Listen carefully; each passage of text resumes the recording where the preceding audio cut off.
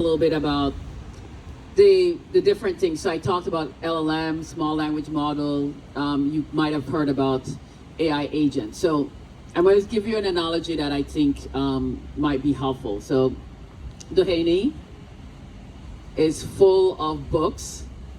That's like the large language model. You go into Doheny and you're like, whoa. At least the first time I went into Doheny, I was like, whoa.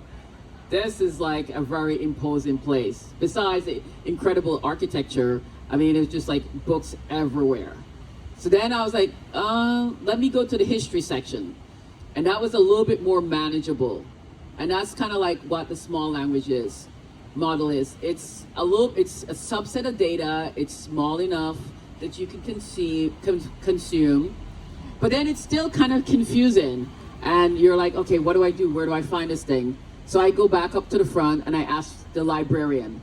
The librarian is like your AI agent. The librarian's trained to know how to put the books in order so that it's easy to find. The librarian knows the different topics that are out there in the library and how you would go about getting that information.